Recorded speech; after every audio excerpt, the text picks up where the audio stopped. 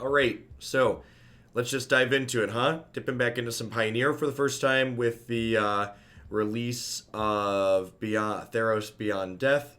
So this is an archetype that we'd actually played once before with a slightly more convoluted Ballista combo. So before Heliod Suncrown, there was a 3-card Ballista combo that you could play.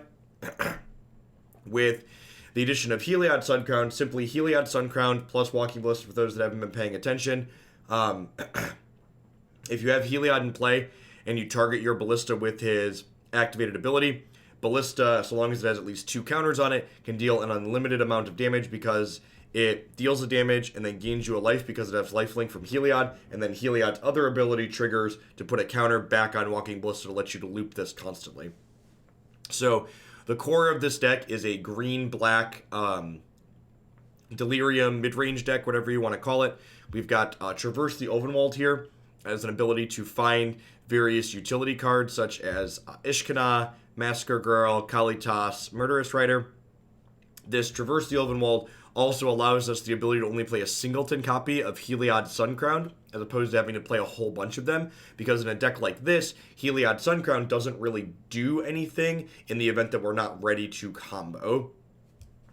So the goal of this deck isn't to try and combo people as quickly as possible, although I'm sure there will certainly be variations of Heliod combo in this format that want to do that. The goal of this deck is to be a mid-range interactive deck that then has this backdoor combo kill for when people aren't prepared for it or when you can sneak out a win like that. So we get 4 virtual copies of Traverse, and then Walking Ballista is a card that's just like a constructed playable card on its own. It's also an artifact to help enable Delirium for Traverse and Ishkanah.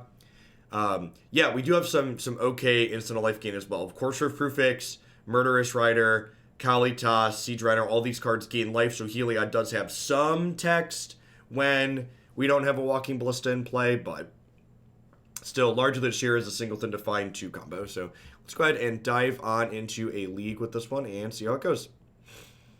Morning's Optic.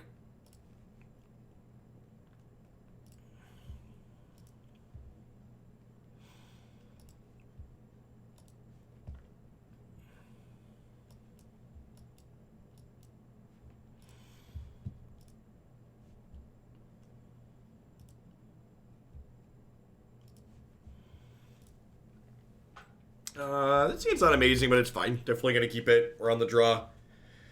Fabled Passage finds us a swamp, and then we have all of our colors. We need a black and green source still, but a Rainer, thanks for the raid. Hope you had a good stream today.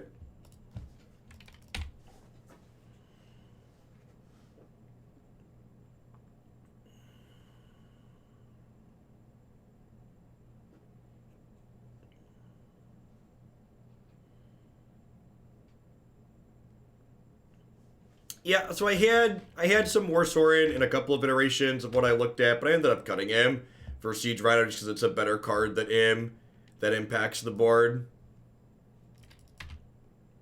I'm playing 2 copies of Liliana the Last Hope as a Planeswalker in this deck because Liliana the Last Hope can return both Heliod if it gets discarded as well as Walking Ballista. War Sorin can't pick Walking Ballista back up, which is why I didn't include it.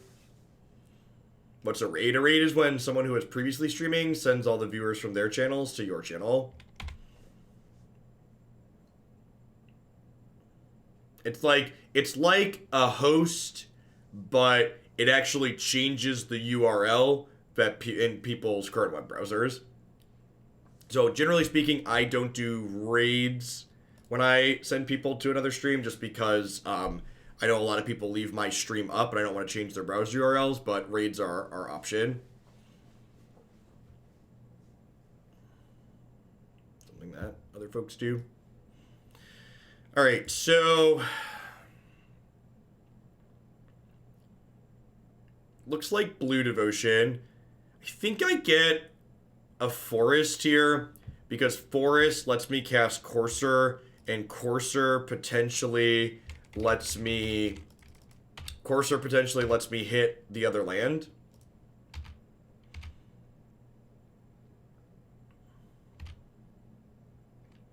I'm just going to go ahead and play Walking Ballista out here as a 1/1. Would not be surprised to see this get counterspelled, but definitely want to just use my mana. Yeah, Traverse has some good flexibility.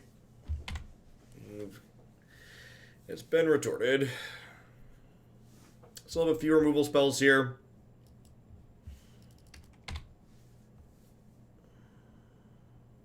I don't have a way to attack through my Advocate on the ground, so that's nice. We have a Master of Waves here. We could be in a little bit of trouble if we don't like immediately draw a Fabled Passage. So, sure. Punished for not getting the Black Source, because Lost Hope could have eaten the Storm Tamer. Perfect. We did get rewarded. That was our plan, right? The plan was get the green so that way Courser could get the black.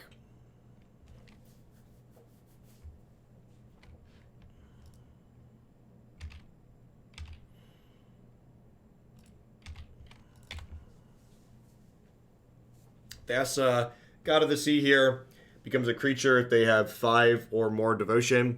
Can pay 2 to make one of their creatures unblockable. So gonna need to be racing here. Pretty likely we get smacked by Thassa this turn. They just need 1 more point of devotion. Also lets them scry every upkeep, so increases the average quality of their draws as well. Ideally, we're gonna have an untapped black source on top of our deck next turn, so that way we can double removal spell.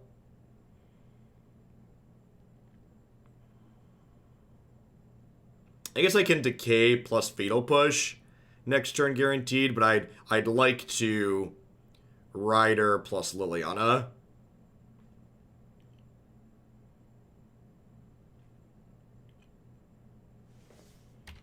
There's a Master of Waves, bringing a bunch of friends with it. So, yeah, Black Source. Perfect.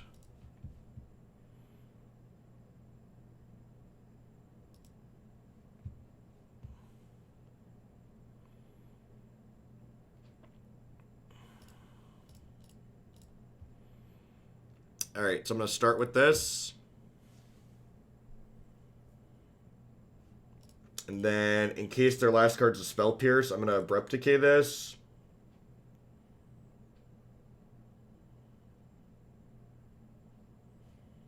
This lets Liliana kill Master of Waves.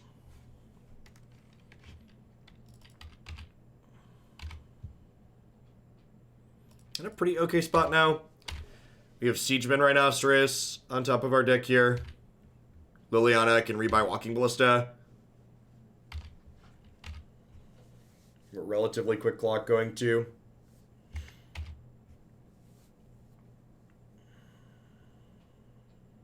They find a 2+ devotion card here. They can smack us with Thassa again, which is potentially troubling.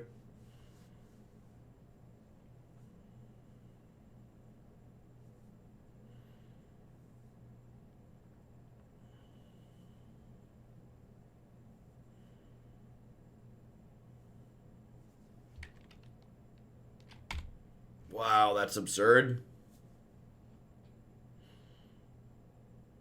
Vomit. Super punished for attacking with my Courser. Oh, they killed my Planeswalker. That's so good for me.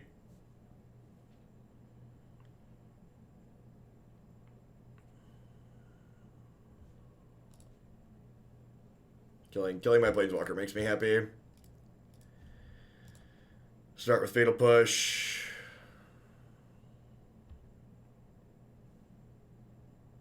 I think I just Siege Rhino, right? Just want to buffer my life total here.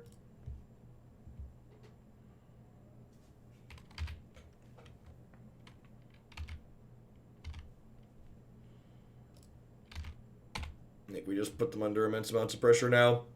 Yeah, Sylvan Advocate not only gets bigger itself, but also makes our creature lands bigger. So the Shambling Vent will be attacking for 4 next turn.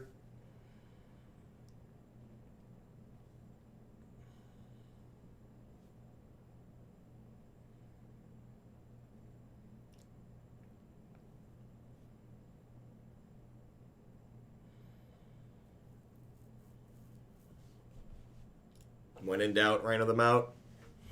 Alright. This is an all Doomblades on deck matchup, I imagine. Just want all the removal spells, basically. Nissa, Vastwood Seers, a little bit slow and clunky. You're going to go ahead and trim her.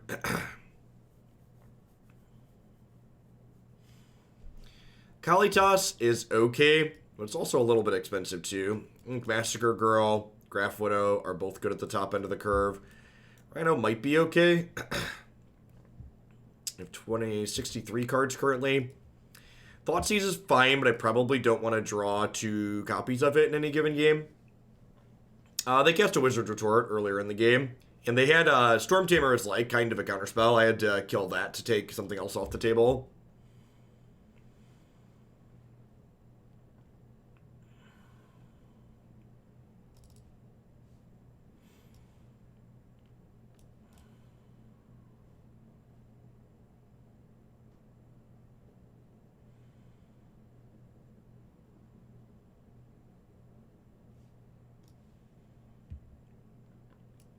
Do I need this much beef? Maybe I don't need double Ishkanah.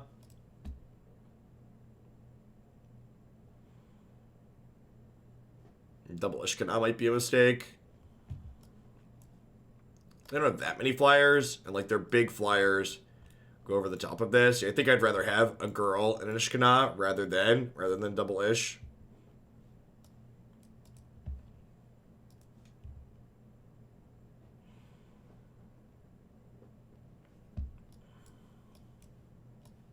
Looks like a keeper. Three lands, 4 Doomblades. Let's go.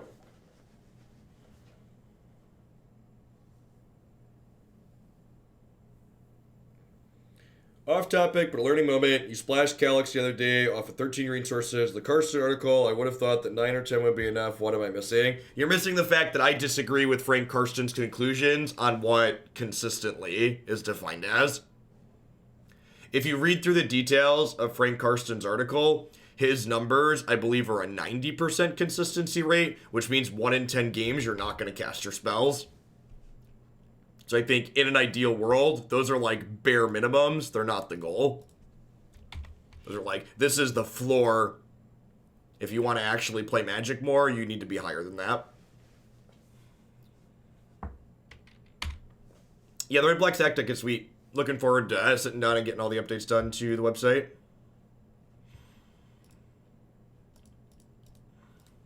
I can just play this out proactively here.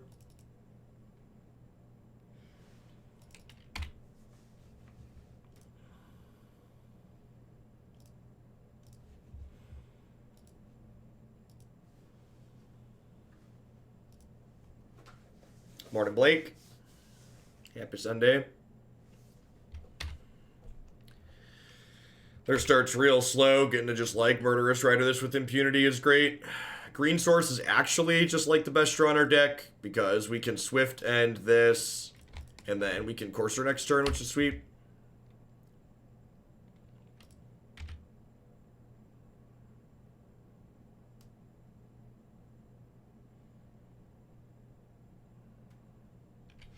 Yeah, Dream Trawler is great.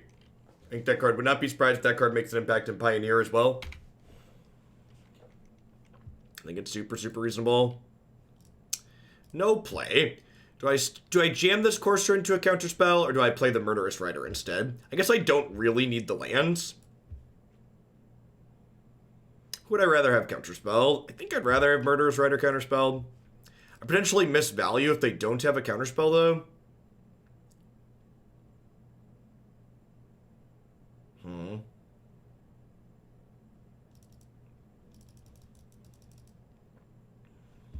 I don't want to play the Courser. I don't think it really matters. I think we're pretty ahead either way. No, I think not casting a spell here is bad. I think I wanna advance my board more than putting a wound counter on my thing. So like if I just pass the turn and they play a 2/2, I'm kind of behind. Courser can definitely go on top.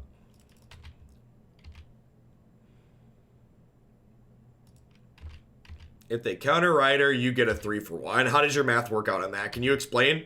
I feel like Magic players randomly put X for ones, don't actually think about what they're typing. How? In what way, shape, or form do you view them countering Murderous Rider as 3-for-1? 2-for-1? Yeah. 2 is accurate. Agree with you that it would be a 2-for-1.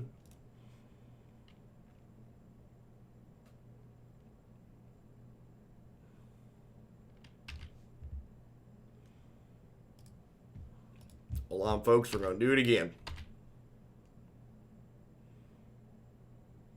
Yeah, I assume the control deck matchup against the mono white deck is pretty scripted. There's going to be games where you get run over, and there's going to be games where they can keep it together. What if we didn't do that? Yeah, but strong wins this game. Just like last night in the cornfields, a lot of wind.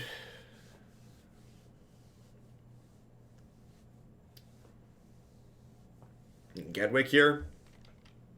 Yep.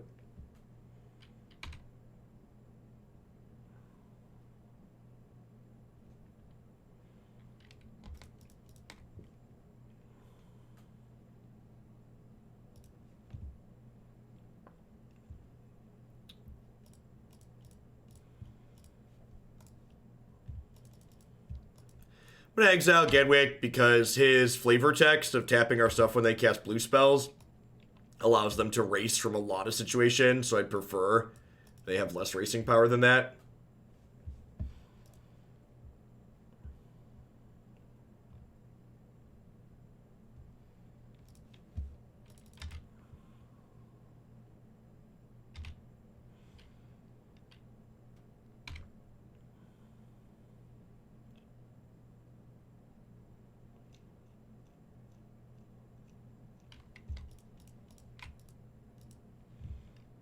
Might be right to just pump my Walking Ballista here.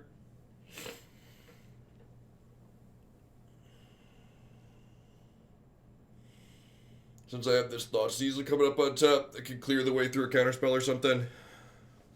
Because, like, with the Thoughtseize on top, if they're sitting on one counterspell, they're going to want to fire it off here.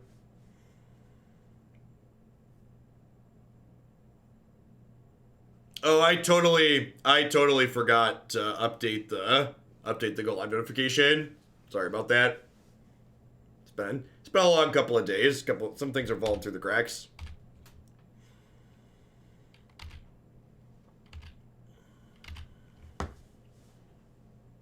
So this is an aggressive matchup Psychonaut where a lot of my opponent's creatures are evasive, which means Kalitas' body is less relevant. Kalitas is also a 4-mana spell that doesn't have an enter the battlefield effect against a deck that has things like Brazen Borrower and sometimes even Unsummon in it. Our opponent's aggressive deck also has counter spells in it, which makes Thoughtseize more appealing because they're going to be holding cards in their hand in the mid to late game. Hey, Fancy Penguin, thanks for the 20 months. Welcome back. Gadwick for 1. Interesting.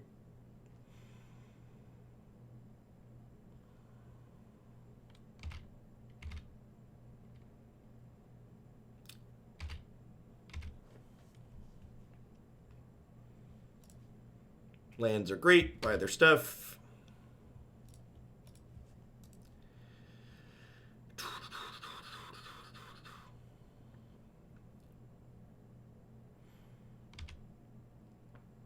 Oh, this is bad. I should attack first, right? Loose. Loose.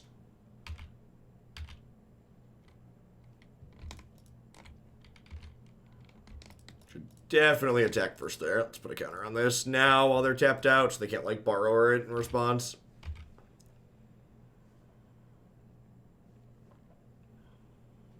Yeah, should have attacked first. Wanted to attack with that. No, I think with the Walking Ballista pump, it's fine, Bob. If I traded Murderous Rider for Gadwick plus a Walking Ballista counter, I think that's a win for me.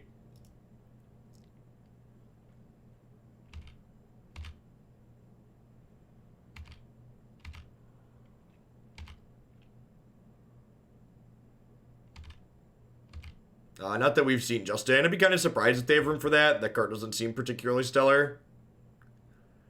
I think I'm going to shock this. Shocking this in lets me Advocate, Fatal Push, and put a counter on Walking Ballista all in the same turn. Which seems ideal.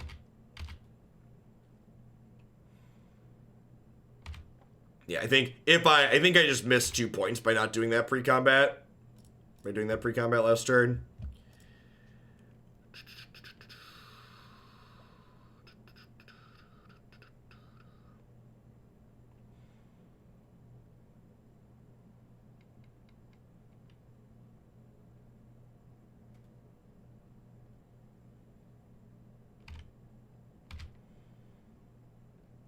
feels like we're in a pretty okay spot.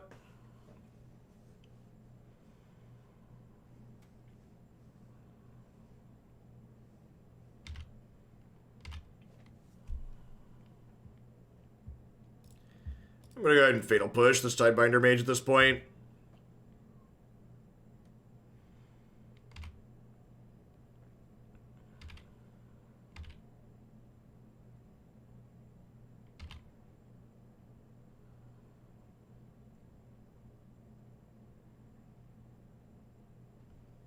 Nice 1-1.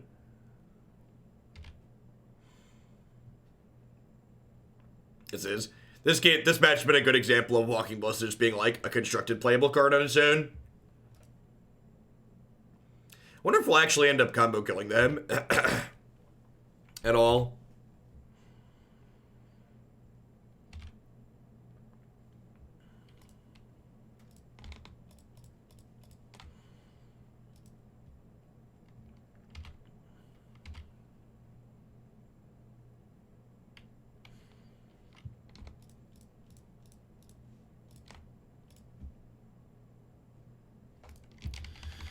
Let's not make the same mistake again. Start by attacking.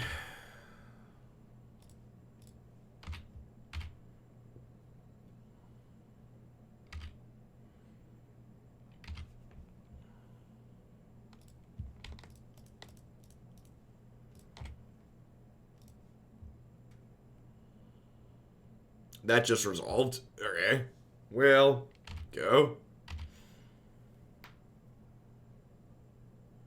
Why would they have Nexus of Fate? They're a tempo deck. Think of if you played against Mono Blue last in Standards Past. Oh yeah, Nexus is also banned. Even if Nexus was legal, their deck wouldn't be playing it. But yeah, they're an aggro deck. They're not some kind of combo deck.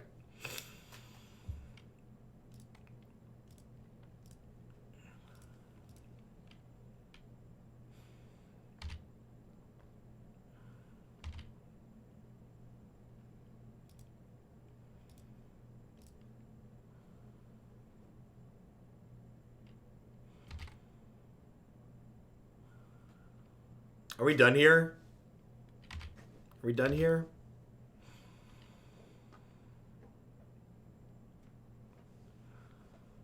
Yeah. Yeah, Walking Ballista allowing you to control, like, Walking Ballista, like, ensures Massacre Girl's, like, actually a full sweeper when you want it to be.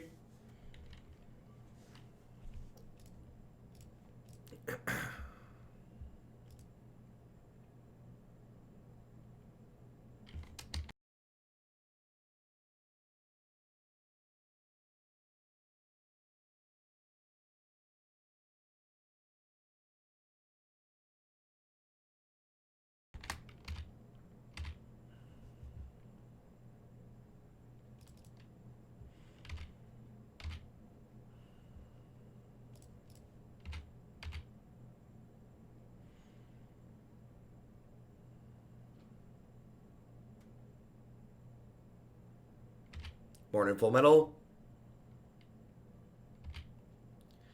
So sans another Gadwick. We're in a pretty good spot here. Even if they have another Gadwick, these Walking Ballistas might let us push through.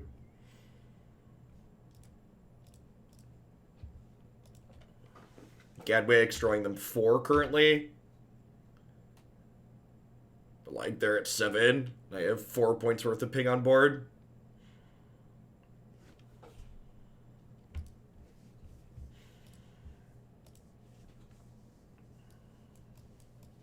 Alright, easy 2-0 for the first one. Slow and steady.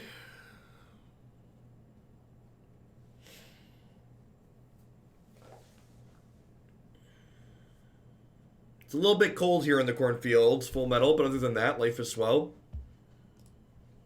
Theros release has been going swimmingly.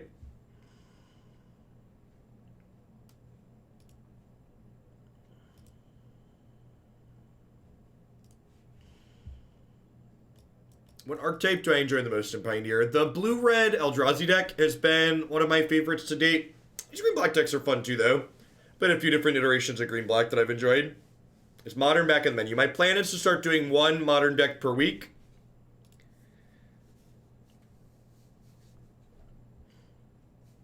If you would like to submit your own Modern deck, I'm taking Modern submissions for $50 for subscribers.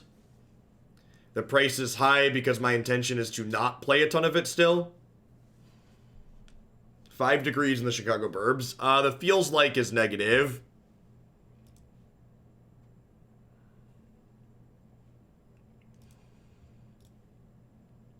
SCN sweet. Traverse gets us our second black. Nissa gets us our second green. Lead on the Shambling Vent here since we do the Thoughtseize, so we can Thoughtseize plus Traverse on 2.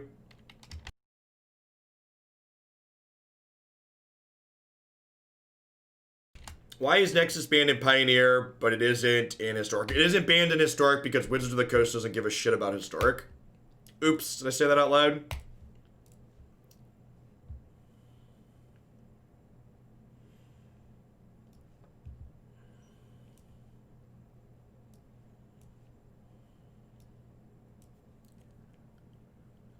So, dig through time? Probably just dig through time, right? I have a Murderous Rider for this Elspeth when they tap out for it eventually.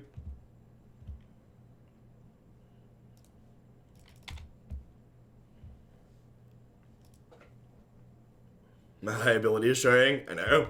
I don't understand why I don't get preview cards. Nope. This is the second match. We'll be jumping into Standard in probably about an hour and a half or so. If you're in the subs Discord, I will ping people in the subs Discord. If you're following me on Twitter, I also post there when we're going to be starting the next one. Fair and Brightmore, thank you for the 6 months of support. I appreciate that. Welcome back. Thanks for keeping me around. Liliana's Emblem, potentially very good here. Makes an endless supply of zombies that should almost certainly win the game. Opponent's deck has 5 mana Teferi and generally Detention Sphere and sometimes Cast Out to interact with her though, so it can sometimes be a hard sell to get her all the way to 7.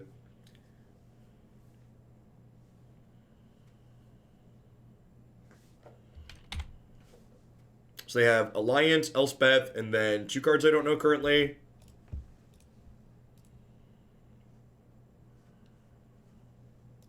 They have Alliance.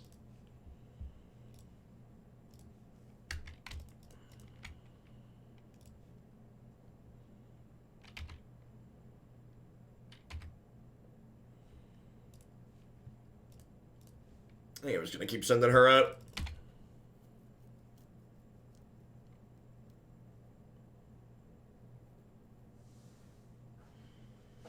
Yeah, if we had... So, Liliana's the better threat than Nissa here, but I think it's important to prioritize getting a double spell turn on 4. So if I had a third black, I'd probably sequence the other way, but I didn't.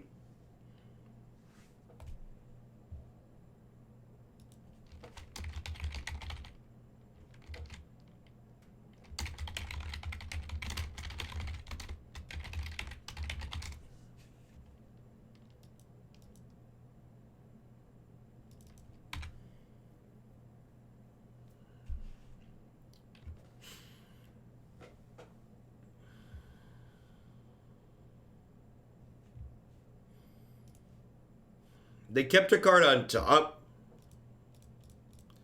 I'll smack them for 4. See what they do.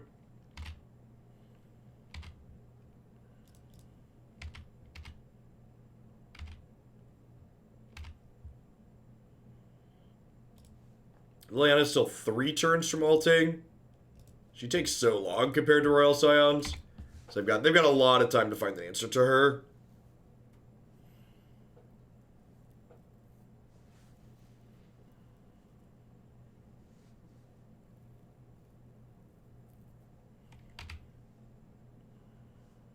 Put 2 cards in the bottom. They bend and absorb. They have 2 cards in their hand that we don't know currently. Why would they shock in Hallowed Fountain? What does shock in Hallowed Fountain mean? They gained life with Blessed Alliance. I don't know why they just did that. I guess they wanted to flip Search Shooter. They wouldn't shock in for Blessed Alliance, right? It must be like Hardcast Dig. Oh, Settle the Wreckage. Yeah, it's totes settle. Totes settle. Good call.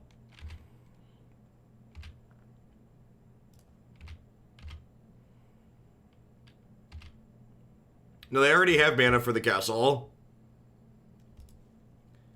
Alright, they've got a lot of looks here. But if they miss, we get to emblem the Liliana, and that should be a good game. Could be Sphinx's Rev, yeah. Wow, it is Revelation. Oh, Thassa's Intervention. That's hot. Yeah, this card's great. We played 4 of this in our Historic deck the other day. This card's very, very good. Counter spells slash dig through time wannabe split card.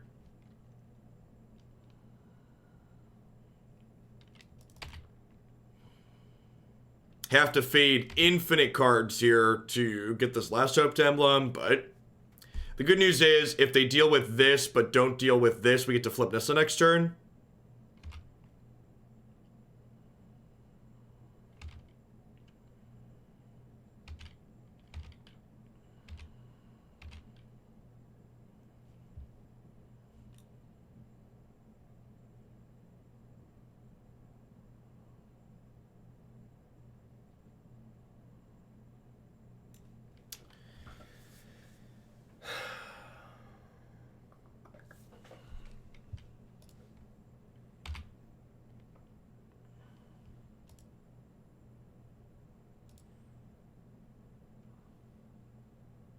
That's a good draw. Alright, so we'll go fire this up. Crack Teferi.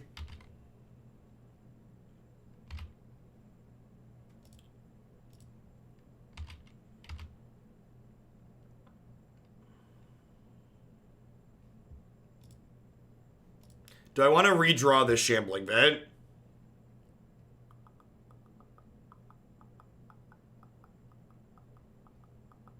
I don't think I do, right?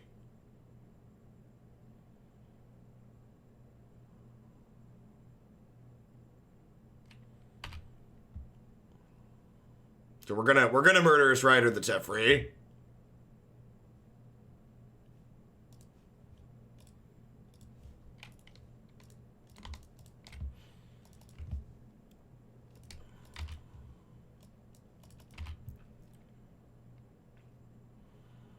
Alright, so we're not in a great spot because they have Search for Ishkanah going.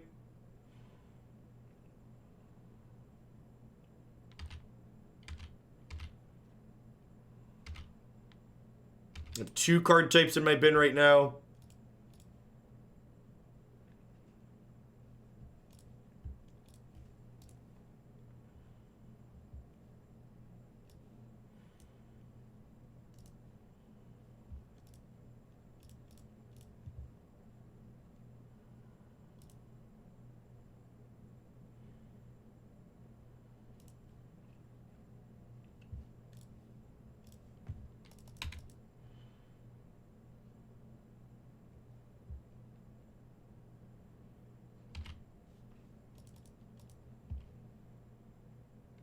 The third verdict's the Charm Jet.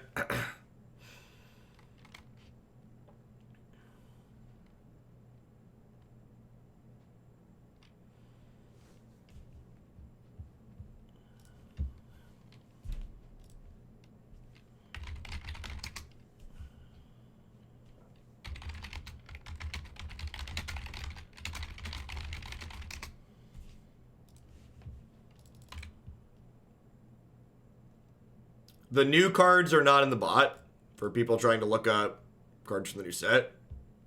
Which is really annoying because, like, it should be, like, trivially easy to import new cards into the bot, and I really don't understand why it hasn't happened yet.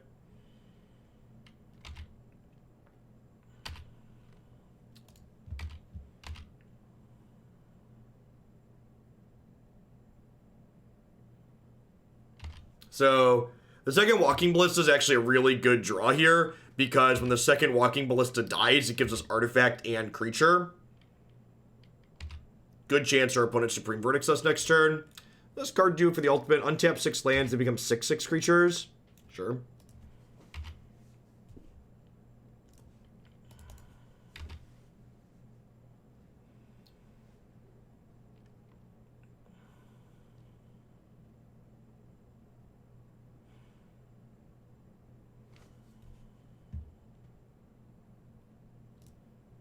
I think Flip Nissa holds the record for the most Oracle text, if I recall correctly. Between her front and back.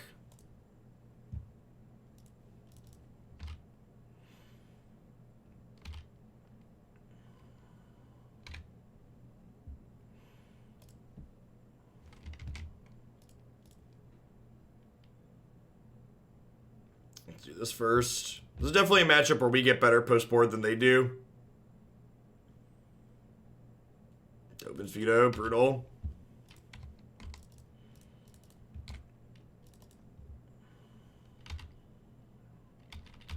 Spider-Mom, Spider-Mom. Do-do-do-do-do-do-do. Do-do-do-do-do-do-do. Spider-Mom. Do-do-do. So, like, they're dead to Spider-Mom, but they're also dead to Nissa's ultimate? This card is very, very good. Very, very good. She was stellar in Standard, and she's still stellar now. They have to have Settle the Wreckage, right?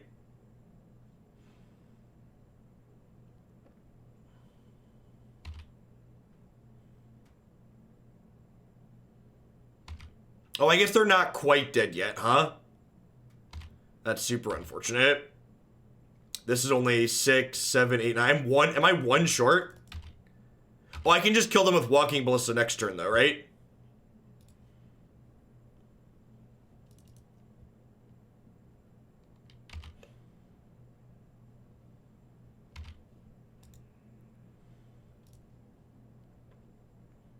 I think that's the plan.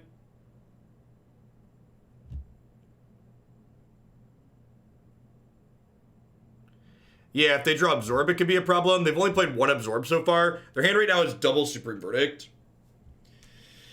If I kill Narset, I could put Narset to 1 so she can't search. If I put Narset to 1, I hit them for 4 down to 7. And then I hit them for 4 again, down to 3, and then Ballista's still lethal. So I think I do that. I think I put Narset to 1 and I put them to 3 is the plan, because Ballista's still lethal if they're at 3. So I want to just give them less looks to find that Absorb. Yeah, they're gonna Verdict, but Ishkanah's gonna drain them for 4. And then Walking Ballista's going to kill them on my turn. So I'm aware they can Supreme Verdict. We're gonna use Ishkanah's flavor text here to kill them. Spider-Mom and her spider babies are here to win the game.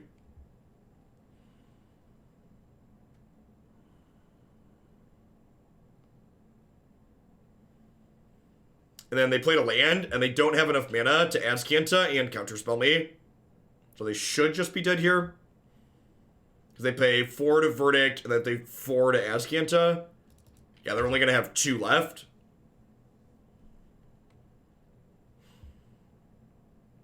Yeah, Ishkanah is great. This card's very good.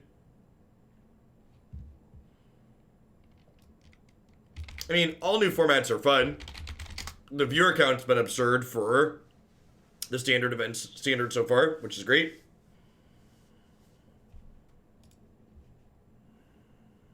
Alright, so post-board, I get to cut all these terrible cards that are not good against control decks. I get to bring in these. I get to bring in a couple Agonizing Remorse. I get to bring in an Emrakul. I don't know if this is a double Spider-Mom matchup. I don't know that this is a Noxious Grasp matchup.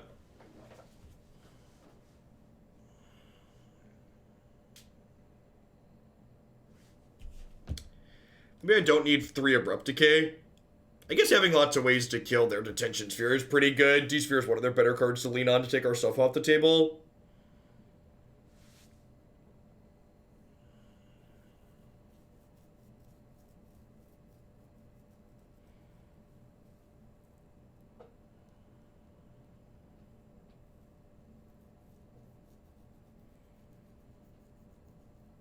It also smokes as Kanto, which is important. Oh yeah, it does kill Unflip Search. Yeah, that's true. Okay, I'm in for the decays. Hey, trim a Siege Rhino. Actually, are these Siege Rhinos worse than Spider Mom? Would I rather just have 2 Spider Moms?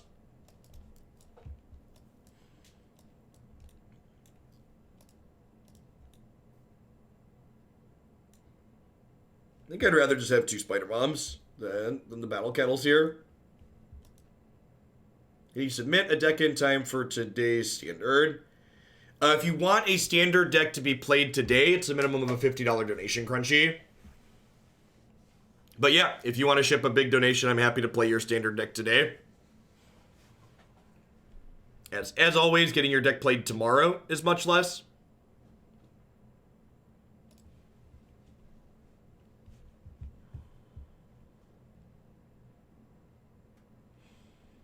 Keep.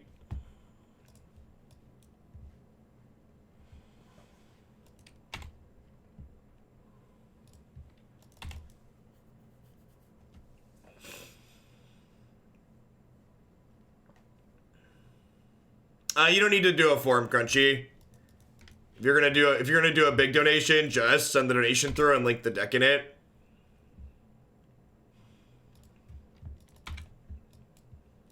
People who cut the line don't have to do the paperwork.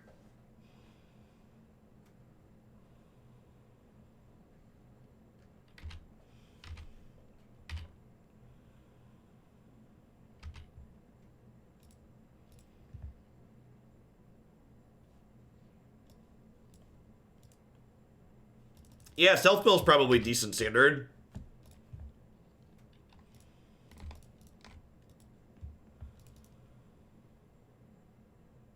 Is that a life lesson? That is a good general life lesson. If you have a lot of money, you can skip the paperwork. Is there reason for a lot of 2-ofs being due to Traverse? Yeah, that's part of it. That's an interesting card. It makes me happy I left Spider-Mom in my deck. It feels like a weird card to play in your Dig Through Time deck. I feel like Dig Through Time has to be the better payoff, right?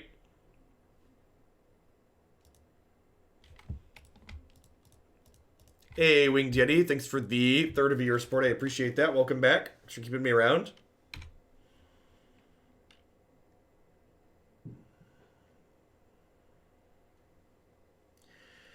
I think we need Planeswalker card types to enable Traverse.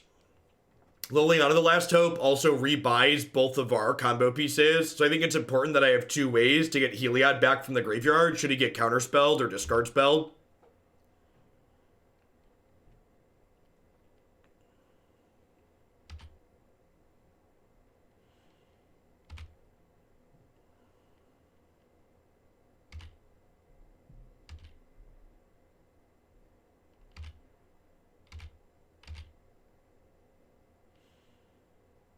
Yeah, probably just trying things. It's early in a format. People like to try new things. They are playing Dig. We saw Dig last game. They're 100% playing Dig. We Thoughtseize a Dig in game 1.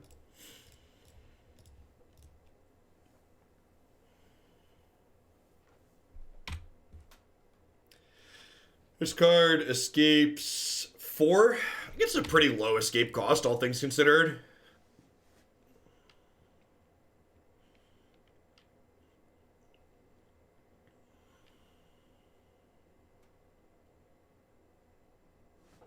Go ahead and kill one of these rather than take 6, I think.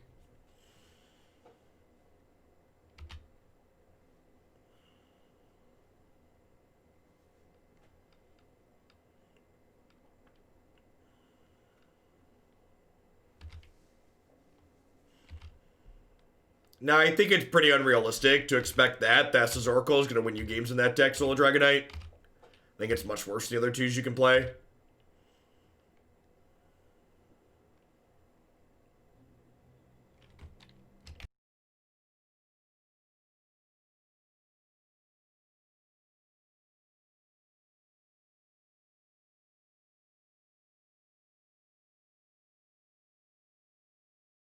Oh, wild. These have a bunch of win conditions, huh? I don't know that we can race approach here. We're gonna try.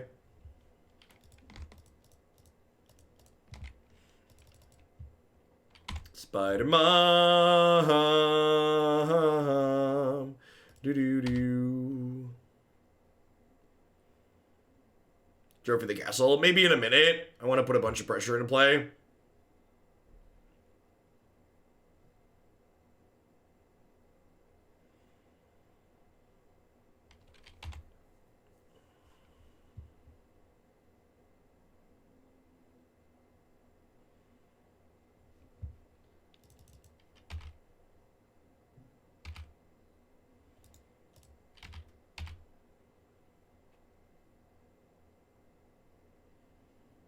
Hey, Crunchy, thanks for the absurd donation. I appreciate it. What are we starting with?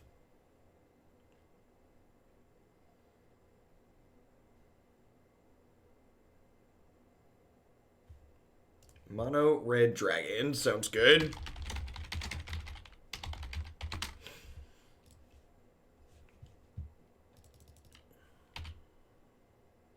Trophy search is a May. For people saying we can just guaranteed make them shuffle, that's not true. It's not Field of Ruin.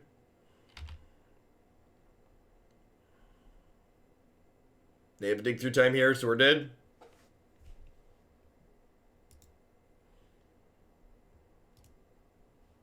Thassa's intervention also does it. Pretty good. Alright, so the fact that they have a bunch of ways to actually kill me means I want these Siege Rhinos.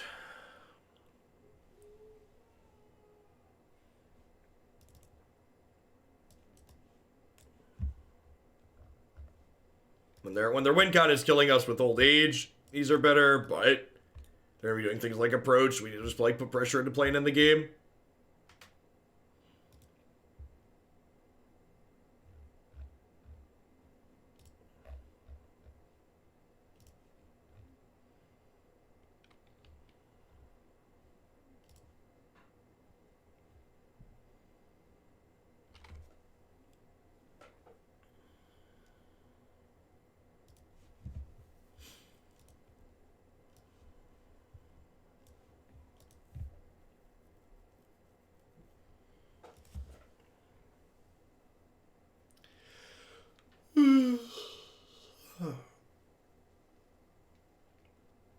Morning, Phantom.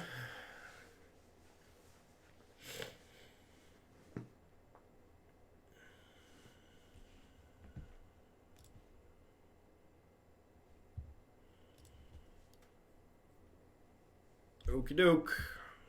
Who's got two thumbs is ready to run headlong into a Supreme Verdict? This guy right here. Oh, I guess, I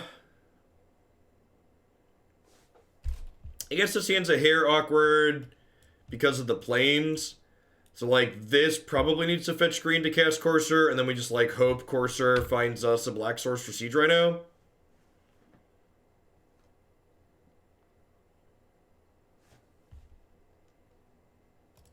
But I definitely want to be able to go 2-3 here, so I think it's right to get Forest.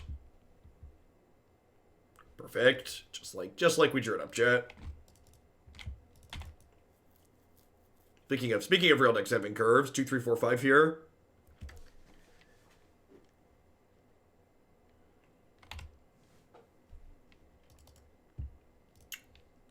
It's not a bad draw. Start by attacking with this and see what happens.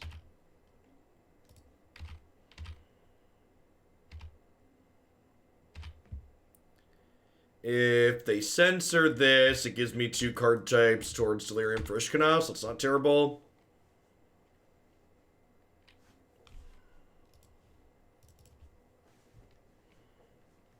If they pass with Absorb Mana up, they did not. Okay, if they pass with Absorb Mana up, I might just Thoughtseize, so I could try and stick Ishkanah the following turn, but I'm definitely just going to play Battle Cattle now. Hope they don't have another censor. Aether Gods. Let's top that bad Mamma Jamma.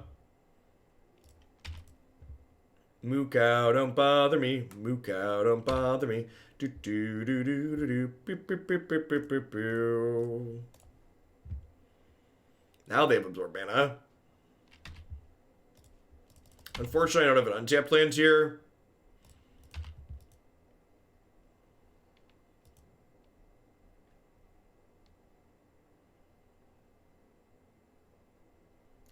Declan apparently napped for a bunch yesterday, so we ended up staying up late and hanging out last night. I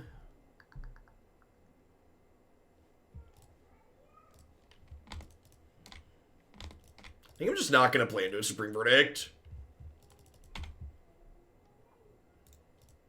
I have 8 power here.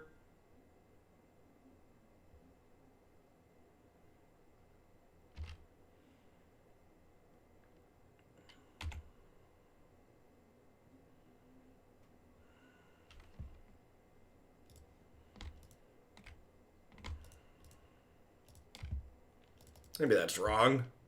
Maybe I'm supposed to just slam last turn.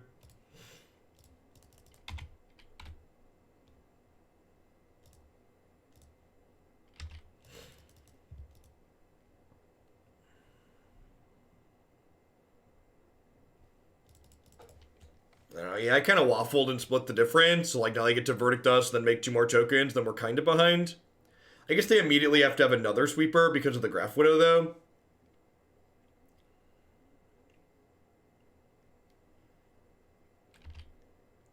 Okay, that means no sweeper. It's good for us.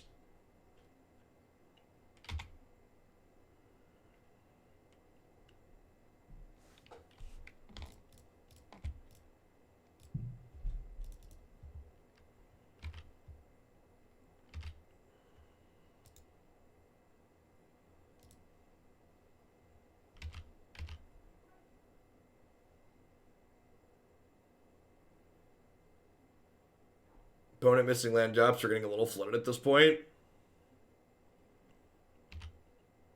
Okay, they're going to 3, which means the second Siege Rhino we boarded back in is lethal now.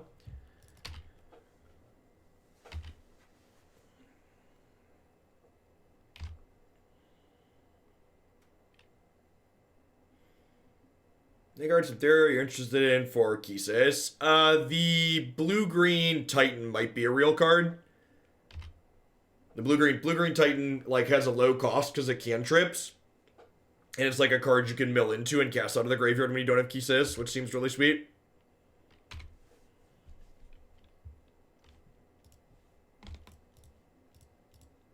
Alright, so need another sweeper. Let's go.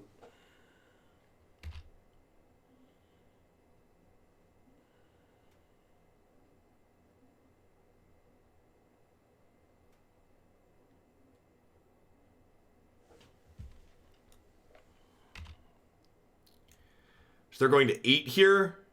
Are they dead to this Murderous Rider?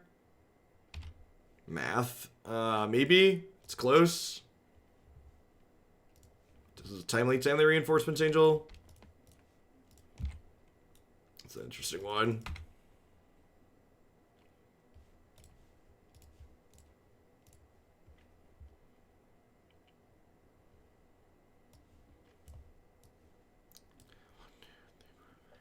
So 6 mana. 6 mana lets them... If they draw a land, they can Narset plus Supreme Verdict. Let's probably just take the Narset, right?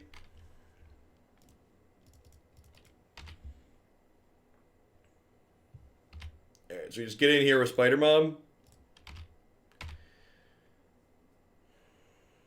Her flavor text is pay 7, they lose a life for every spider we control.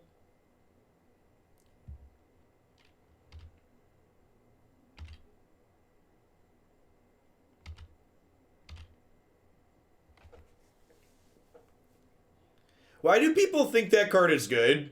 Can someone explain to me why that card is good? Like, is that a me telling you, like, just as always, like, the same thing applies. Is it a me telling you your suggestion is bad? Can you tell me why it's good? Because I feel like I must be missing something about that card. Because you're, like, the second person to ask today about that card. And, like, I don't understand how it could possibly be good. So please explain. If you would like to make the conjecture that that card could possibly be good, please explain. Killed them 2 games in a row, 2 games 1 and 3 with Ishkanah's flavor text was just like chef's kiss. So pay 7, drain you out. Which is that this is subtle. It's subtly like a really good ability on this card because like Ishkanah's a card that tends to create gummy board states. So like having your card that creates the gummy board state also be able to kill them is great.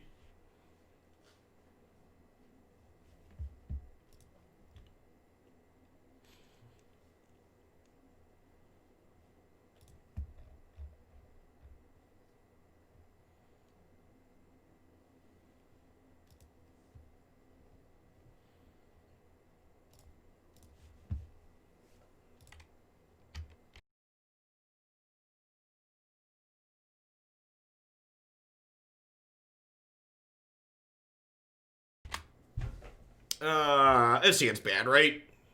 This mana doesn't work. This hand's not amazing, but I think it's in the range of keepable. We'll bottom the Massacre Girl. We have 3 castables, even if we don't draw a green source right away.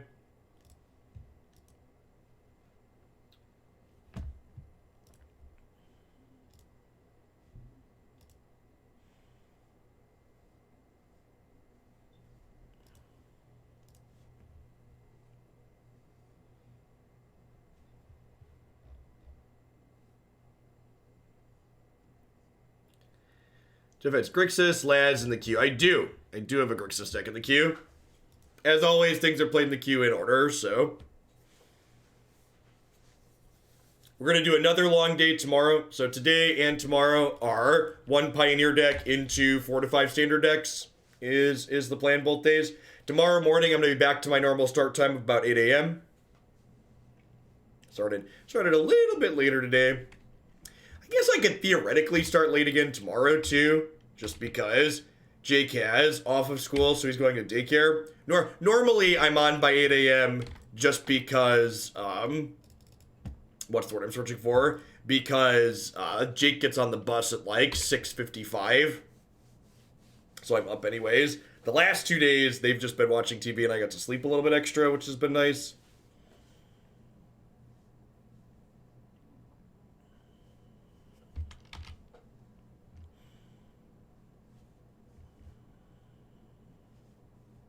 Ooh, punished for not killing the Beaumont Courier right away, huh? I think I take this hit here. The reason why I'm taking the hit is because my Ballista dying next turn enables Fatal Push to kill the Emry, which is important.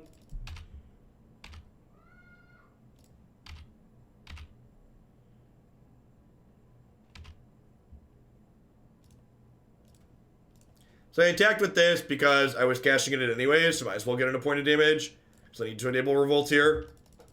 It's a real shame we didn't draw like Passage or something here. Yep, it looks like blue-red Insole. If they have an Insole here, yeah, probably just dead.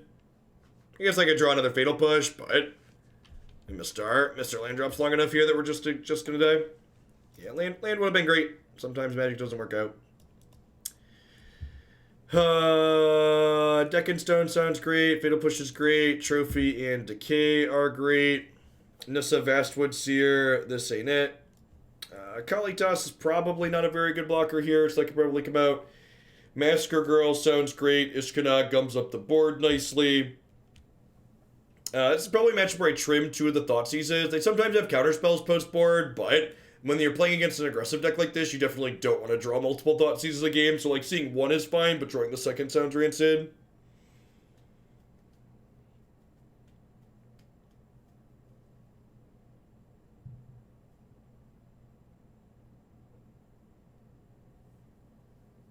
Yeah, drawing a card's a lot different than just, like, making a token that, is a lot different than making a token that they can just kill on your turn. And they can just kill the sweeper.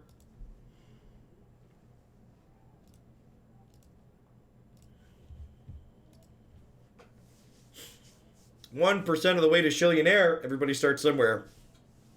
You just gotta dodge the temptation of using those shillings to bump decks up. That's the real ticket.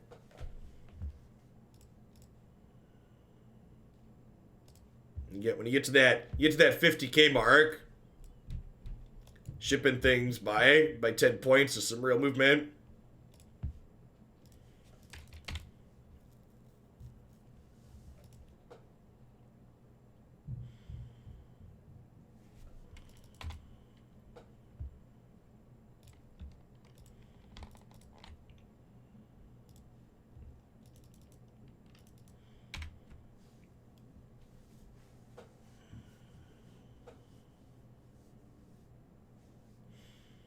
Never mind that. You gotta be tempted to not highlight every message you said. Fair.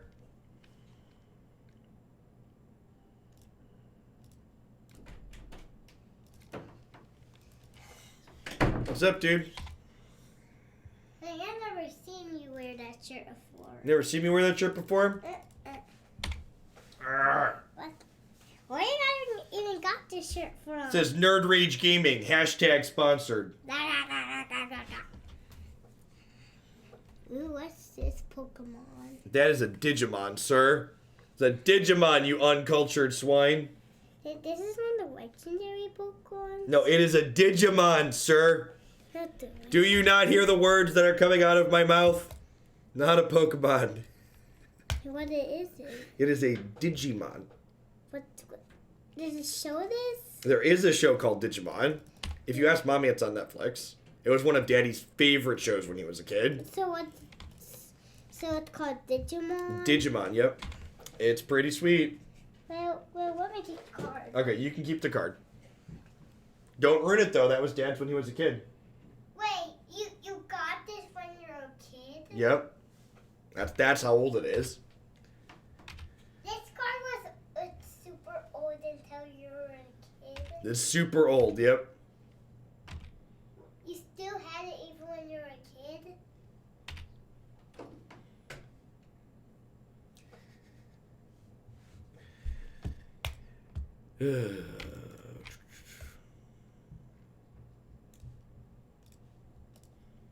Gotta just kill Emry, otherwise she just casts endless things out of there. Which Digimon was it? Angemon? Digimon is the worst of Pokemon. Alright, listen. Did you insult my childhood? Don't pick a fight you can't win, okay? Good pro tip for life in general. Don't pick fights you can't win.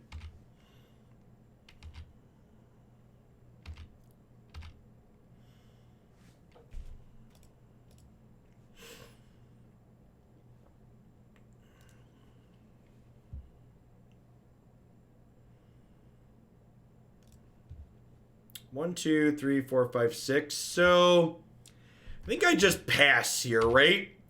And the plan here is to next turn search up Ballista, play Ballista, and then just threaten to combo at any point.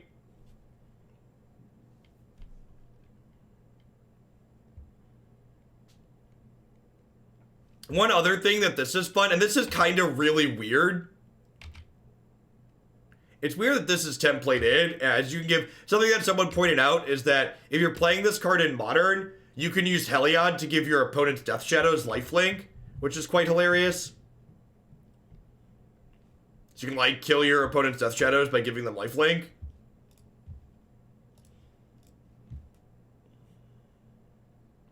Usually effects like this these days are templated to say only something you control. Maybe I'm supposed to wait and play this around Rebuke. Yeah, I'm probably supposed to wait and play it around Rebuke, just like play the tapped land.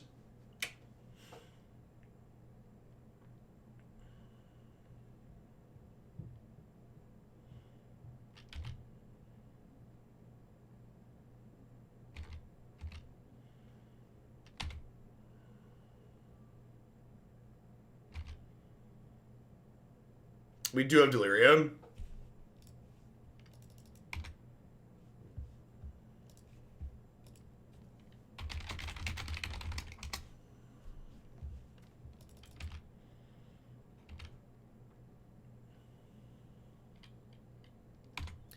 Not a whole lot we can really do this match. Stumbled and die into Flood and die. Feels Magic Man. Yes, I could have maybe played around Rebuke, but if they have a removal spell, playing around Rebuke doesn't really matter. Again, I can kill this now, but this is just going to end us. I guess I can kill this to not die this turn, and then if I peel a Ballista, we can maybe kill them.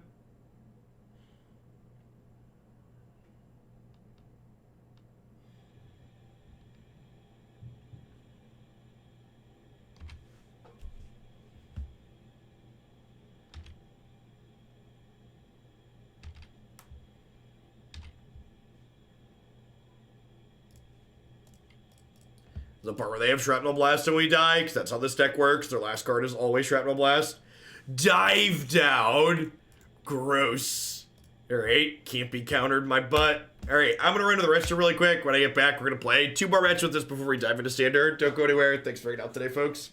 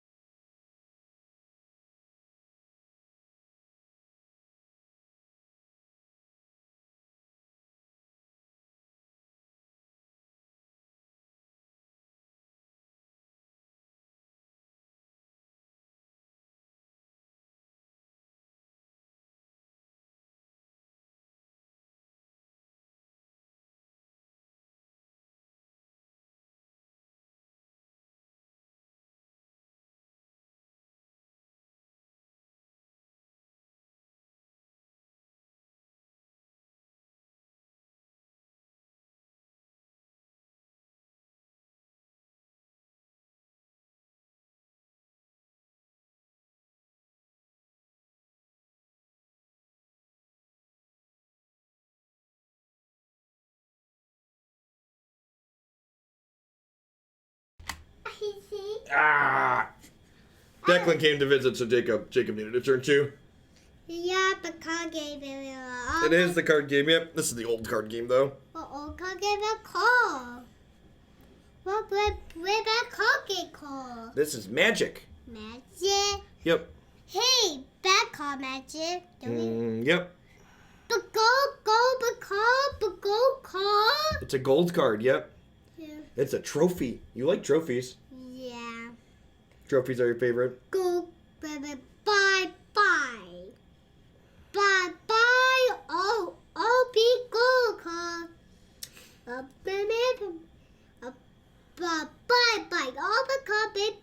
People go and call out. See. Yeah, have to leave. Okay. I love you, bud. Close the door behind you. Oh, that's fine. I want Pichu. Want Pichu. You want to watch Pikachu? You can watch Pikachu. Tell Mom. She'll put it on.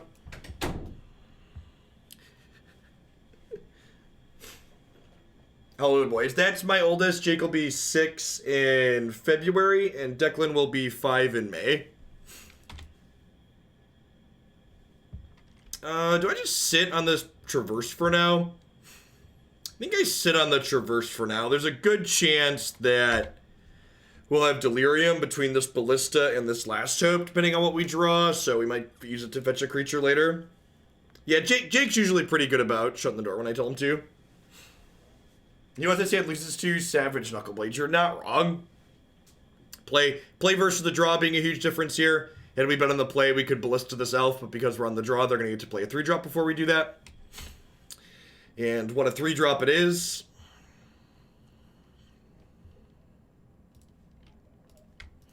I think I'm still supposed to just kill this Land War elf here.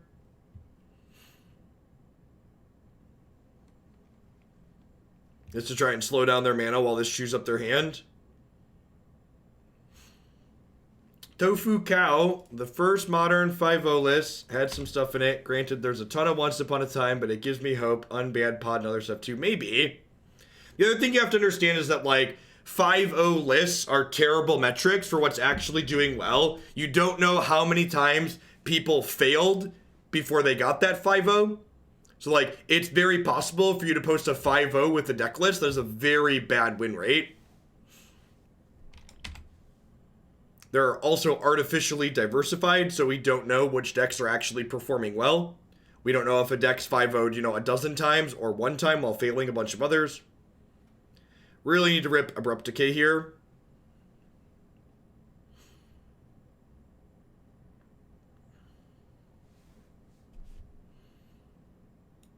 Well, they got to kill Scrap. They got to discard a Scrap Heap Scrounger, which is pretty good value. Hey, speaking of value, swish, chat, swish.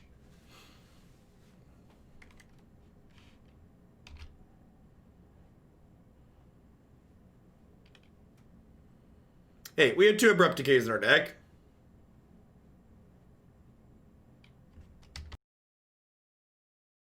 I 5-0'd with a bunch of bad decks and 4-1'd a bunch, but never 5-0'd with great decks. I believe it. Okay, so now I think the plan is Kalitas, and then next turn we can Last Hope, kill the elf, make a zombie. We're gonna go to 6 from this attack. Hey, thanks for the 7 months, Tabaki. They are out of cards in their hands. Their last resource is a Scrap Heap Scrounger. A worse player wouldn't have drawn Abrupt Decay there. Magic is a skill game. I agree. A scrub that needed to get good would not have peeled it there like a professional.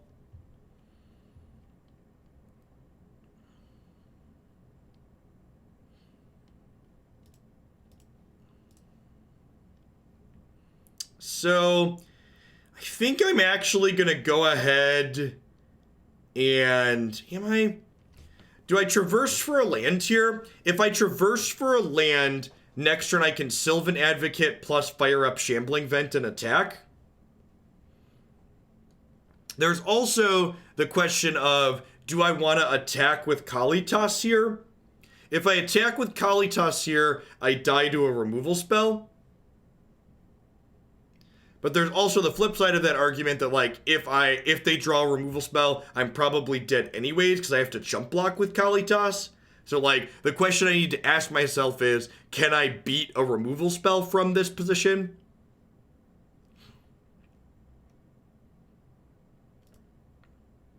I feel like the answer is probably no, so I probably want to just hit them.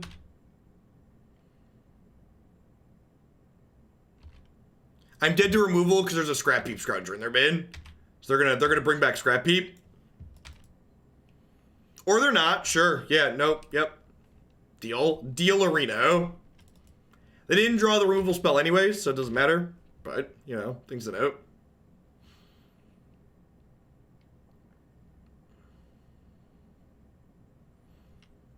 I mean, the rewards attached to Shillionaire are, like, super real. Like, the Shillionaire reward is going to cost me a good deal of time when a bunch of people cash it in. So it is designed in a way to maybe not incentivize you to have a ton of them. I'm just going to take this hit.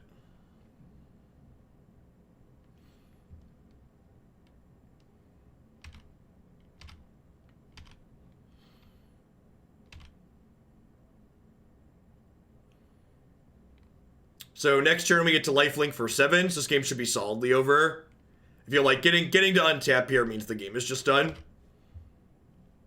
We get to go ahead and plus on here, and then play this land, play Sylvan Advocate as a 4/5, fire up Shambling Vent as a 4/5, hit you for 7, gain 7. What problem do you think my deck has that Tireless Tracker solves?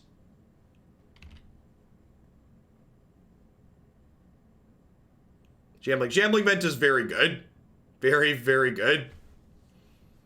As someone who's basically splashed for just Shambling Vent before, I love that card. Fatal Push is great. Trophies and Abrupt Decays are great. Do I assume they're playing other green stompy creatures and board these in? I feel like that's probably not an unreasonable assumption. Schedule on the website says no standard tomorrow.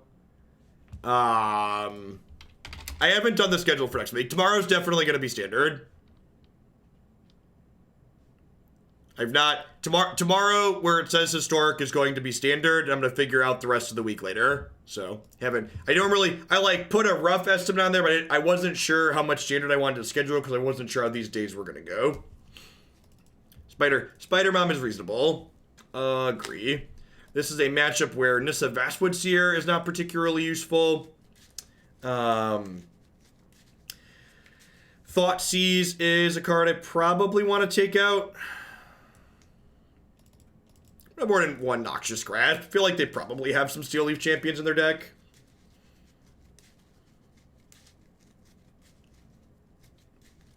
Sylvan Advocate Shambling Vent was how I first found out about Jeff. It is.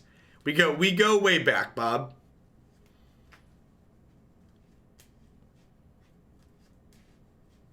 You'd like an ultimate price in the sideboard over the grass. I don't know that, like, chunky. So, like, so what you're doing there is a bad way to approach sideboarding. So you shouldn't just say, I want X cards for X matchups. You should be going through your main deck, trying to figure out which matchups you need more cards for. So the correct way to say, hey, we need to make a change for this matchup is, hey, I don't have enough cards to bring in here. I need to increase the number of cards I could have to bring in here. That deck was so good you won in the court. Did I lose in the semis? Was that a tournament I made it to the semifinals? That might have been. Whenever we play Blue-Red Eldrazi, we will have new cards in it. I plan to try the new Phoenix. As for will it be played tomorrow? I don't know. I don't make promises when things get played. People bump things in the deck queue almost every stream. Thanks for the 6 months, Ziggy. I appreciate that. Welcome back. Thanks for keeping me around.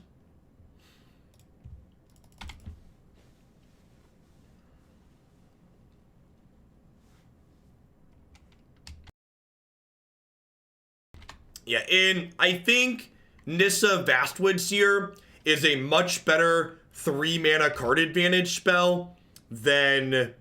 I think Vastwood Seer is a better 3-mana card advantage spell than Tracker tends to be, because when Vastwood Seer just dies immediately, it still drew you a land. Whereas, like, Tracker, if you want a guaranteed draw card, you can't play it till turn 3. Or you can't play it till turn 4, and then you have to, like, spend 2 mana on it as well. This card's really good against us. I think I'm just passing and planning to Abrupt Decay this.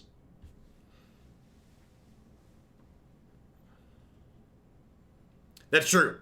Like today, we Chuki cut mono red dragons in to the start of the standard queue.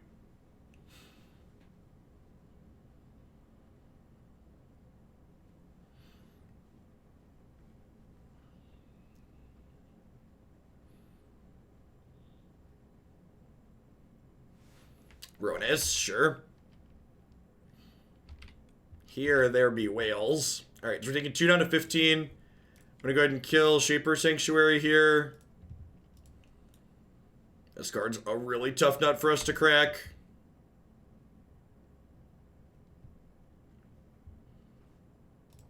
I think I'm just last hoping an elf and hoping they don't have a payoff here.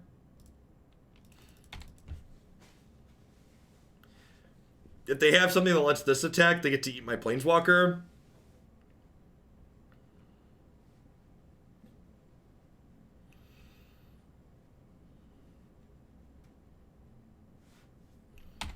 Yeah, I don't currently have a removal spell for that.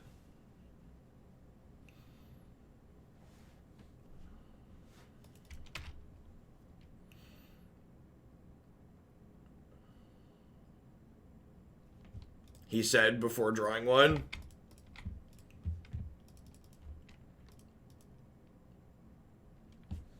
So, we'll pass to their turn.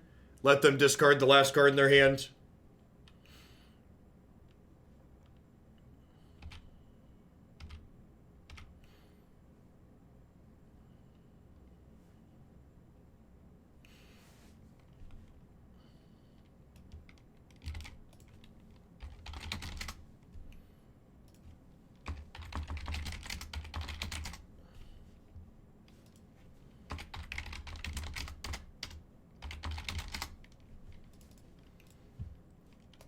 Did someone say whale?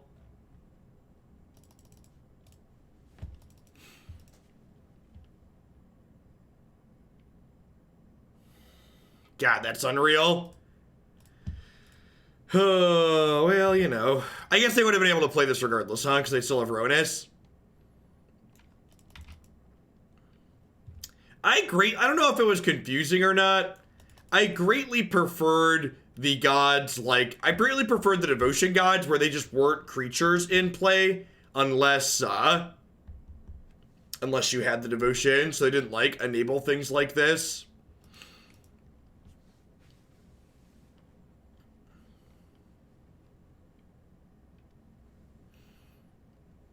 I think questions like that have to be answered by knowing what else is going on in the format.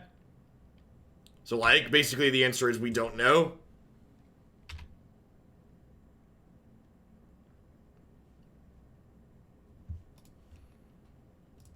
White Source as a land is not a bad draw. Means if I draw another land next turn, I can, if I draw another land next turn, I can fire up Shambling Vent. So if my opponent draws a brick for a turn or two, we can race with Shambling Vent plus Sylvan Advocate here. Because this makes Vent and itself bigger when we hit our 6th land. This cannot attack or block as long as they don't have another creature with power 4 or more. So, need them to draw a land or two. If they draw a chain of creatures here, we're going to die very quickly. Survey says.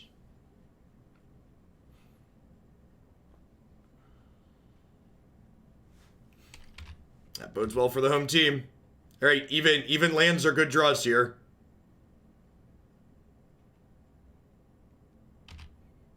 Even lands are good draws here.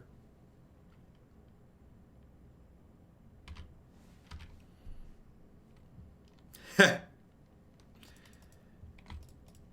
I think with that in mind, I'm going to put a counter on here and just smack them for 4.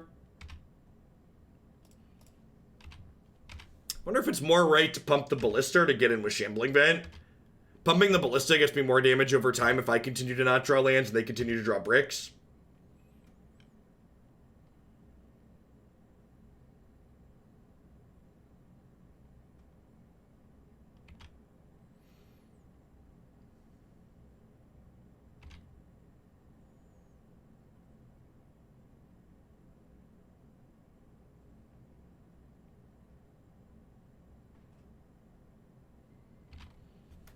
Okay, so the plan here is to kill this in response to the trigger.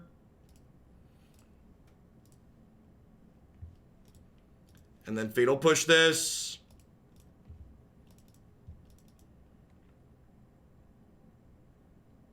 So they don't get to attack this turn, but they do draw another card.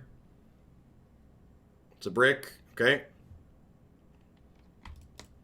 Well, you know.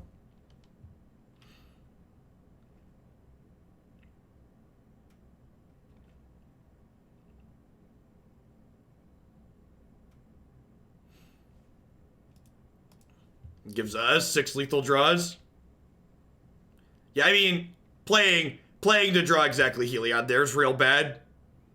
I didn't have Delirium either. Yeah, we're gonna lifelink Advocate and crack them for 2. And we can make the Advocate slightly larger. And then if we don't die next turn, we have 6 draws that are lethal at any point. Yeah, but you're very lucky and you gotta account for that. Fair. Play land. Play land. Play land. Play land. Play land. Play land. Play land. Tilt. Brick. Brick. Oh, they do have Scrap Heap.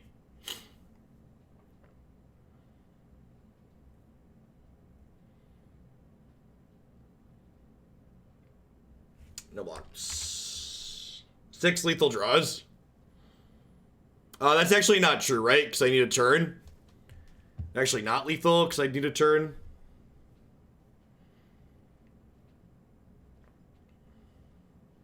Because you have to play it with 4. Yeah, I need an extra turn. I think we're dead here. That's fine. We won game 1. We'll get to take game 3 on the play.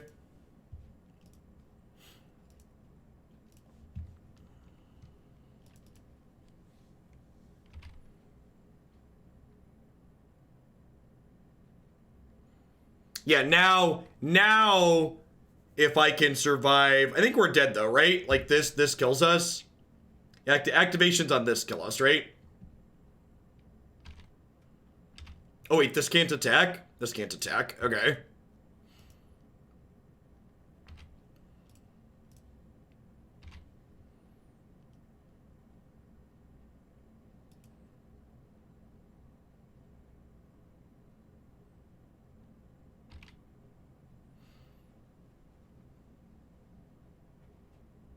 Is there a good process to try and follow and bring a successful deck, best of 1 deck to best of 3? I mean, good decks are good decks would kind of be my comment to you. So like, decks that are good in best of 1 should also just be good in best of 3. We're exactly dead, right? I believe we're exactly dead. We're taking 6 and 5. We're going to 11. That's fine. Wasn't coming anyways. I didn't block with the land as well, because if we block with the land, we can't combo them the following turn.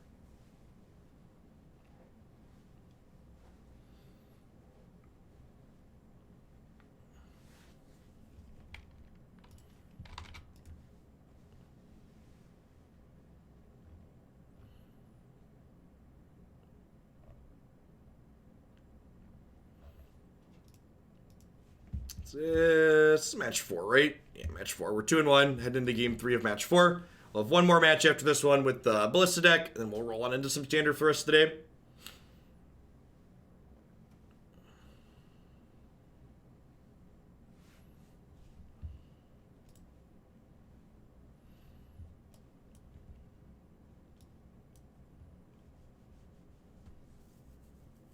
Yeah, this is fine, right? It's got a bunch of removal spells.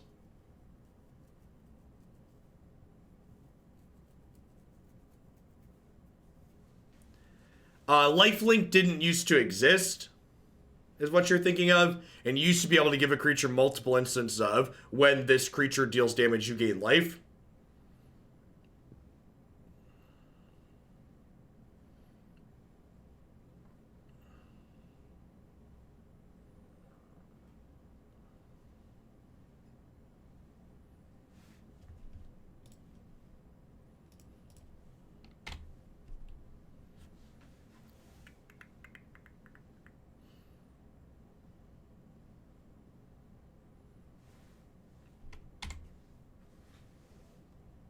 You know, I put a copy of Heliod combo in the Modern queue, but the more I think about it, I might not want to play that deck in Modern, huh?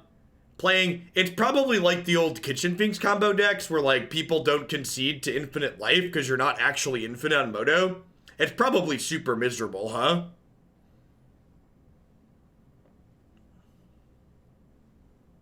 It's exactly like that. Yeah, I'm going to delete that out of the queue.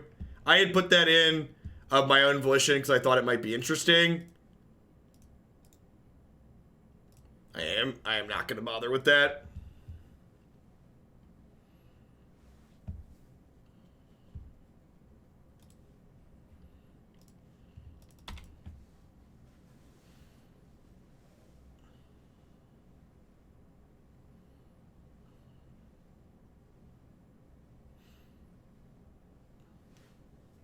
Yep.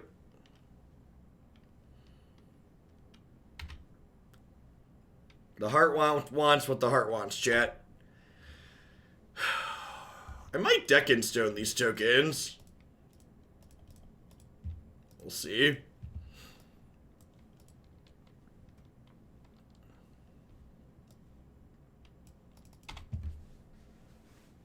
I mean, the thing we're talking about is basically a combo finish. It's just the logistics of having that combo finish on Magic Online means it's super tedious. So I think the logistical aspect of that is not great.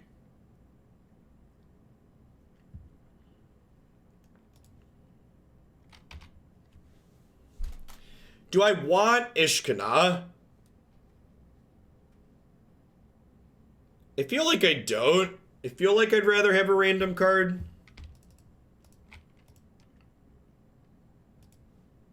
Maybe, I don't know. I can go either way on that. I'm going to Swift End this now so they can't randomly play Great Henge next turn. How do you separate the adventure zones? You can't. That's Magic Online. You can't. It doesn't even say who owns which card. It just says on an adventure. So there's no visual way to tell whose is who's up here. You just have to know.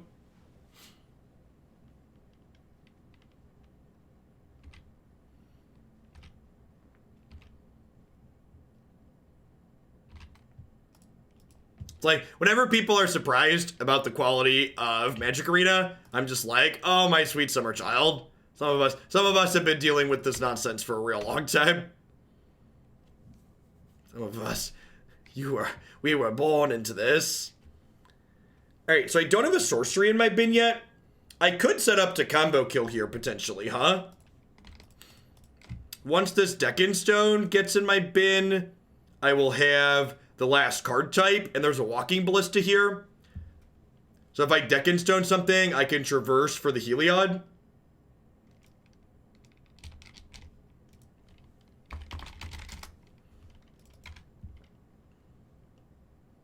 We haven't twinned anyone yet in 4 matches, so might be positioning ourselves to do that this game.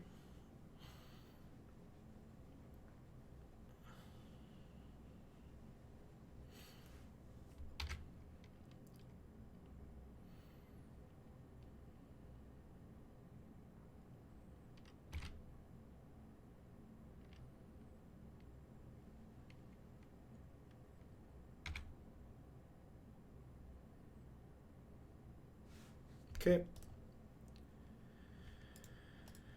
I'm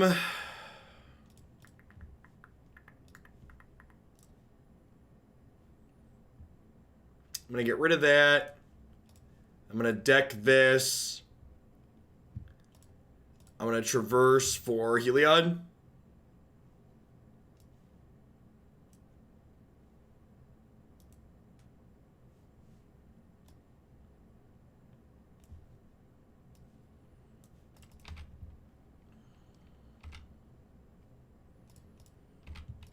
One of the things that's kind of fun too is Courser of Kruphix and Murderous Rider both synergize in a fair way with Heliod.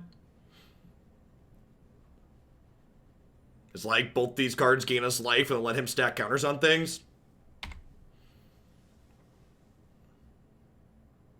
I'm unconvinced the combo actually makes this deck better. Here, how about this position, Bob? I think this deck is better as Abzan than green-black anyways. So if I'm better as Abzan anyways, I might as well play 1 copy of Heliod.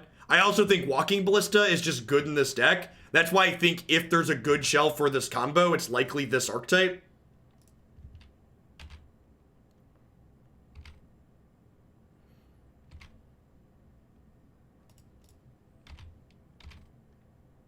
I think Sylvan Advocate sweet.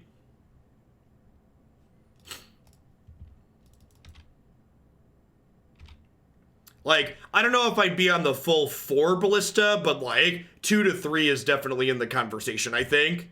I think Ballista's just a genuinely good card.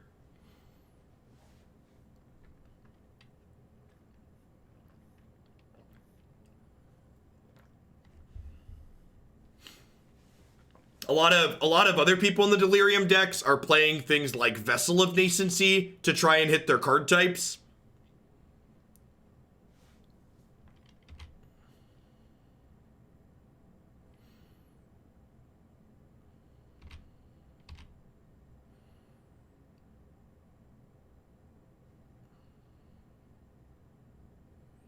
Ooh, that's a good thought. Could have lifelinked the Courser and grown something up. It's a good catch. Was not thinking about that aspect of him in the fair aspect.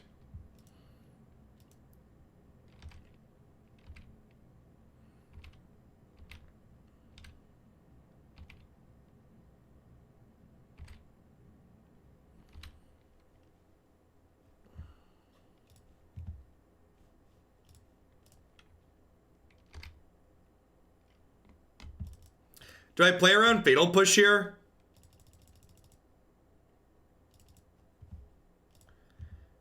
Am I supposed to play around Fatal Push?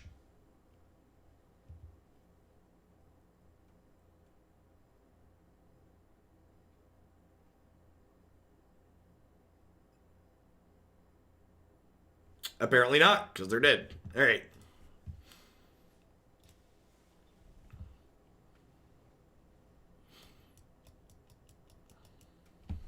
All right, 3-1. Guaranteed our dollars back. If we win the next one, we get a bunch of extra prizes. For those of you that are in the Theros standard waiting room and you're not familiar with Magic Online, we've got one more match here. It's probably another 15 to 30 minutes, depending on how long it takes.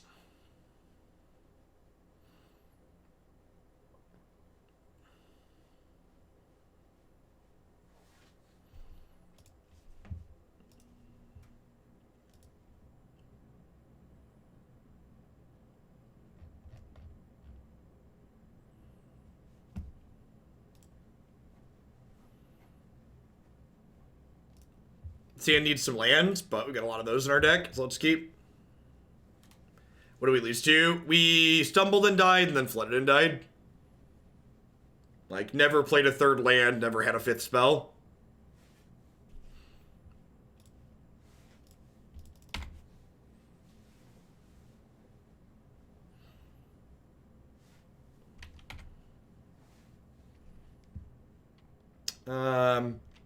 Yeah, I'm going to lead on Passage here. So that way I can play Courser on 3. This is a good draw. Would love something to Fatal Push here. Discovery, okay. Bant into Discovery. What are you doing over there? Something combo-y? Adriano, thank you for the pile of sub-gifties. Could be 5-color Niv. That's a good thought. Yeah, it could definitely be 5-color Niv. 5-color Niv's probably going to be a challenge for us. This is probably a matchup where punking them out with the combo is good. Because on a pure value perspective, we can't keep up with Niv Mizzet. Could be 5-color Niv. Could be some kind of combo deck.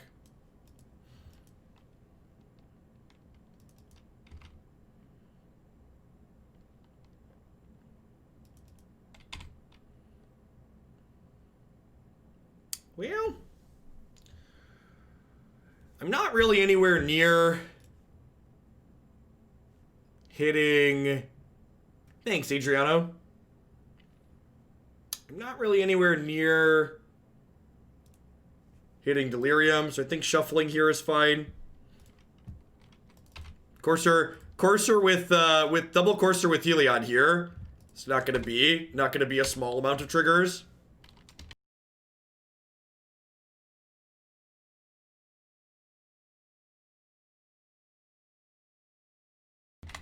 Ooh, yeah, could be JAC. The Sun Petal Grove feels odd in JAC, but that could definitely be it too. Could definitely be an Ascendancy deck. It's a good thought. Looks like Niv. Looks like Niv.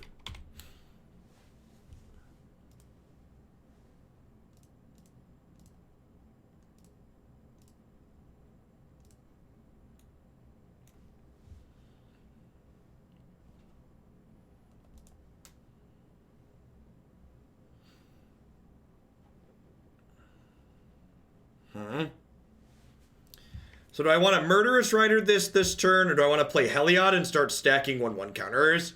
Kind of feel like I want to play Heliod and start stacking up 1/1 counters.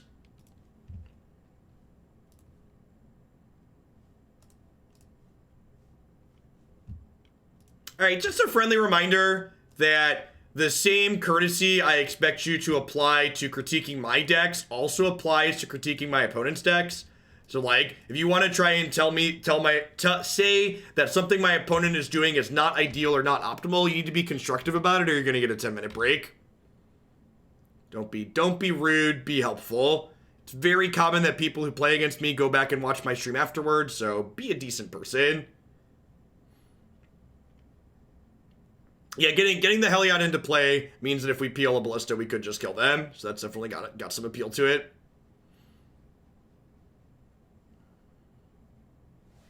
They have Teferi, Culligan's Command, Assassin's Trophy in hand currently. Our Fatal Push looking real bad here. The opponent's deck is the type of deck that preys upon mid-range decks like ours. Although, it's also the type of deck that, like, having access to a 2-card combo kill could give us a better shot against. That exiles my Heliod. Yep.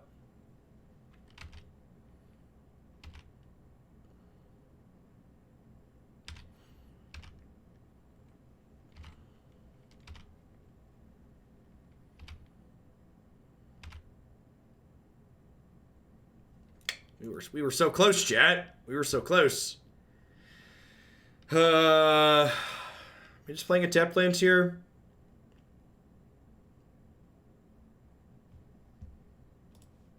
I'm playing an untapped land because I'm going to Murderous Rider or something this turn.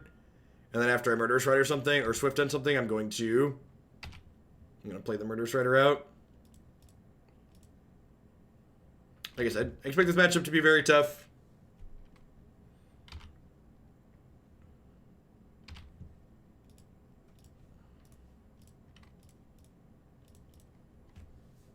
Have a good one, Patreon.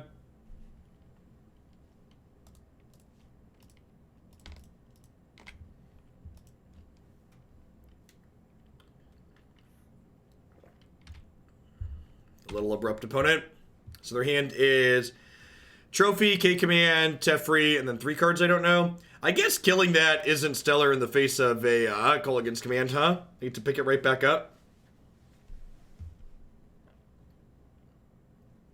Yeah, I'm actually just going to move on to Standard. This matchup seems pretty impossible. I don't really like playing matchups that we're low percentages in. We've been playing this for almost 2 hours. Usually like to play decks for about 2 hours, so all in all, I think I need more matches against various different things. I think the core of this deck is very reasonable. I think Green-Black Delirium's a fine archetype in this format. I think Green-Black Delirium wants to play some number of Walking Ballistas to enable Delirium consistently anyways. I think once you're already playing this card, splashing Heliod is pretty trivial. With Sylvan Advocate, I'm kind of into having Shambling Vent anyways, so like, the white splash becomes more and more free at that point, so last time we played this with the 3-card Ballista combo, it felt pretty okay. We actually didn't combo kill anyone in that league, but I expect the number of matches that you combo kill to be actually pretty small with a build like this. This is not a dedicated all-in combo build. Most of your wins are going to come on the back of beating people down with Advocates and Walking Ballistas and Siege Rhinos and stuff like that.